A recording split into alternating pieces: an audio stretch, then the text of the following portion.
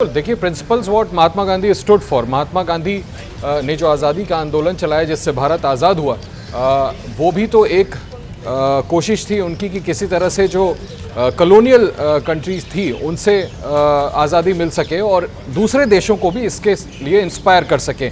आज प्रधानमंत्री मोदी या G20 की स्पिरिट क्या है? प्रधानमंत्री मोदी ने जिस तरह से अफ्रीकन यूनियन को रोमाना इसका हिस्सा बनवाया और जो स्पिरिट की बात हो रही है, चाहे वो वन फ्यूचर वन फैमिली, आखिर उद्देश्य G20 का भी वही है जो कभी जिन प्रिंसिपल्स पे महात्मा गांधी ने आंदोलन चलाया था। मुझे लगता है इसीलिए इसका महत्व तो बहुत ज़्यादा बढ़ जाता है। ये वो जगह है जहां अभी मैं आपसे कह रहा था यूएस प्रेसिडेंट, चाइनीज़ प्रेसिडेंट को भी प्रधानमंत्री मोदी लेकर के गए थे। कोई ऐसा स्टेट हेड नहीं होगा जो भारत आया और गुजरात गया हो और इस जगह को विजिट ना किया हो। मुझे लगता है कि इसकी सिग्निफिकेंस G20 के बैकड्रॉप में और ज़्यादा कहीं बढ़ जाती है, क्योंकि ये वही प्रिंसिपल्स हैं जिस पर महात्मा गांधी खड़े थे, जिन प्रिंसिपल्स पर आज G20 की और ये अगले मेहमान आ गए आशीष कुमार सिंह।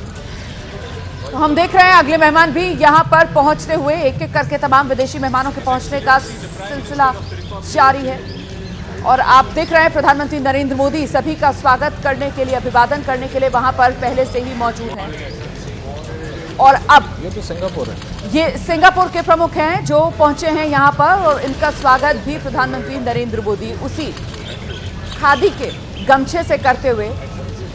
तो ये सिंगापुर के प्रधानमंत्री, उनको भी साबरमती आश्रम के बारे में बताते हुए, साबरमती आश्रम यूं तो गुजरात में है, साबरमती के किनारे बना हुआ है, लेकिन यहाँ राजघाट पर उसी साबरमती आश्रम का एक बैकग्राउंड क्रिएट करके और वहां पर मेहमानों का स्वागत करते हुए प्रधानमंत्री नरेंद्र मोदी महात्मा गांधी के जीवन की एक हल्की सी झलक, उसका एक हल्का सा परिचय विदेशी मेहमानों को दिखाते हुए, मतलब गांधी के जीवन की तरफ एक हल्की सी खिड़की खोलते हुए कि जो लोग जानना चाहते हैं तो फिर उनके लिए ये रास्ता है गांधी को जानने और समझने का। आशीष, प्रधानमंत्री, मैं सुन रहा था कि कुछ ओवरहियर कर पाया था, पूरी बात समझ नहीं आई। प्रधानमंत्री इंग्लिश में अपने गेस्ट को समझा रहे हैं, this is the place, Mahatma Gandhi के बारे में वो कुछ कह रहे थे। तो निश्चित तौर पर प्रधानमंत्री जो मोड़ करके वो बैकड्रॉप उनको दिखा रहे हैं, उसमें ये एक्सप्लेन करने की कोशिश कर रहे हैं कि you know what this place stood for. ये देखिए, महात्मा गांधी का बस्ट दिखाया जा रहा है जो कि वहाँ पर राजघाट पे है, और यही मैं कह रहा था कि प्रधानमंत्री इसकी सिग्निफिकेंस बता रहे हैं। और बड़ा ज़रूरी भी हो जाता है रोमाना, जो थोड़ी देर पहले मैं कह रहा था कि जिन प्रिंसिपल्स पर G20 की बैठक हो रही है उन प्रिंसिपल्स के मुझे लगता है सबसे बड़े एपिटॉम, सबसे बड़े आइडियल महात्मा गांधी थे। और इसी वजह से शायद ये सारे स्टेट हेड्स वहाँ जाना भी चाहते थे। ज़रूर भारत ने फैसिलिटेट किया, लेकिन तमाम नेताओं का सुबह सुबह यहाँ पर पहुँचना, सेकेंड सेशन के, माफ़ कीजिएगा, थर्ड सेशन के ठीक पहले, अपने आप में बहुत सिग्निफिकेंस रखता है। और ये दिखाता है कि महात्मा गांधी एक ऐसी आइडेंटिटी थे जो सालों बीत जाने के बाद, दशकों बीत जाने के बाद भी आज भी पूरी दुनिया उनको फॉलो कर रही है। दरअसल महात्मा गांधी का पूरा राष्ट्रवाद, मैं फिर से दोहराती हूँ, उसी वसुधैव कुटुंबकम पर ही प्रेरित था, उसी पर एक तरीके से आधारित था, जिसको लेकर थीम इस बार भारत ने G20 समिट न्यू दिल्ली की रखी है।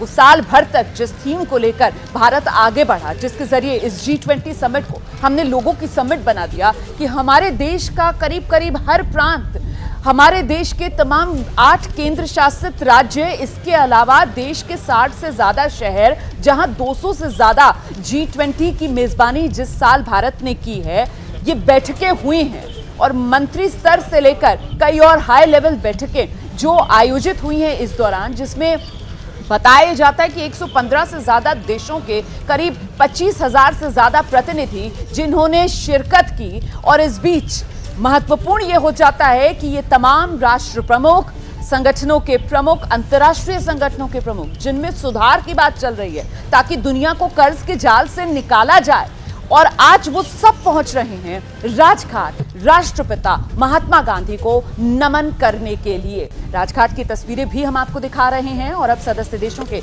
पहुंचने का यहां पर इंतजार है। सीधे आपको लेकर चलते हैं शीरीन के पास।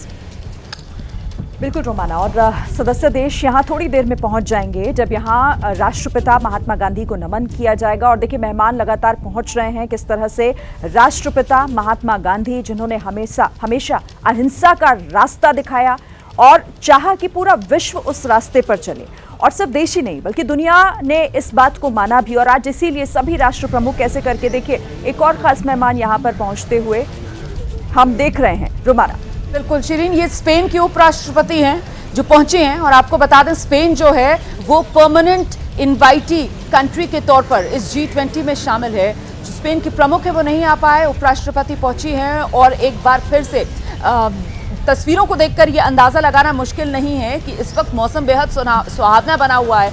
और सबसे अच्छी बात यह है कि बारिश थमी हुई है, क्योंकि रात से लगातार बारिश हो रही थी और कहीं ना कहीं ये बादल जिस तरीके से आसमान में छाए हुए थे उसके बाद लग रहा था कि क्या ये मुमकिन हो पाएगा, इस तरीके से इस रूप में तस्वीरें दिख पाएंगी। कहीं ऐसा तो नहीं होगा कि सिर्फ कैमरों में अगर कुछ कैद हो रहा होगा तो वो काले रंग के छाते कैद हो रहे होंगे, लेकिन नहीं, इस वक्त मौसम मेहरबान है, सुहाना बना हुआ है, लेकिन बारिश थमी हुई है। और अब स्पेन की उपराष्ट्रपति का स्वागत करते हुए प्रधानमंत्री नरेंद्र मोदी। स्पेन और भारत के रिश्तों को लेकर आशीष उस लिहाज से भी बेहद महत्वपूर्ण, निश्चित तौर पर एक बहुत महत्वपूर्ण देश है जिसके साथ भारत के फ्रेंडली रिलेशंस हैं। ये बात सही है कि इनके president because Covid positive test हो गए थे, इस वजह से नहीं आ पाए, लेकिन खुद उपराष्ट्रपति का यहाँ पर मौजूद होना खास मायने रखता है। और जैसा कि पहले आप भी कह रही थी, देखिए दो बड़े मोस्ट इम्पॉर्टेंट पिलर्स थे महात्मा गांधी की नीतियों के, एक नॉन वायलेंस और दूसरा इक्वालिटी। आज प्रधानमंत्री मोदी और भारत भी वही बैटिंग कर रहा है कि भाई पूरे विश्व को बराबर का हक मिले, ग्लोबल नॉर्थ ग्लोबल साउथ के बीच में कोई डिफरेंस ना रहे। और जो चुनौती है नॉन वायलेंस की, जहाँ तक हम बात करें तो अभी विश्व बटा हुआ है यूक्रेन और रशिया वॉर को लेकर के, और हमने कल भी देखा कि किस तरह से डिप्लोमेटिकली इस इशू को नेविगेट किया गया था। तो भारत बड़ी महत्वपूर्ण भूमिका निभा रहा है और ऐसे में महात्मा गांधी के समाधि स्थल पर जाकर के राजघाट पर तमाम देशों के ये हेड्स ऑफ स्टेट्स का वहाँ पर जाना, उनको श्रद्धांजलि अर्पित करना बहुत खास मायने रखता है। और इसीलिए प्रधानमंत्री पूरी गर्मजोशी से खुद वहाँ पर मौजूद हैं इन सभी नेताओं का स्वागत करने के लिए। रोमाना,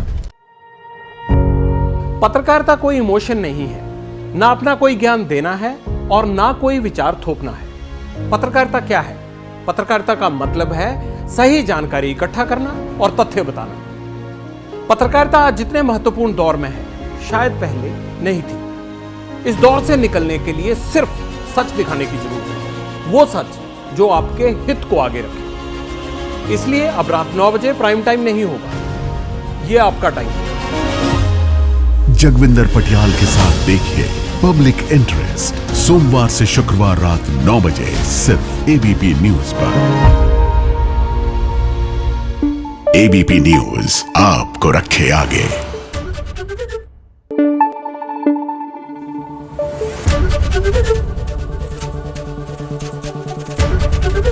एबीपी न्यूज आपको रखे आगे।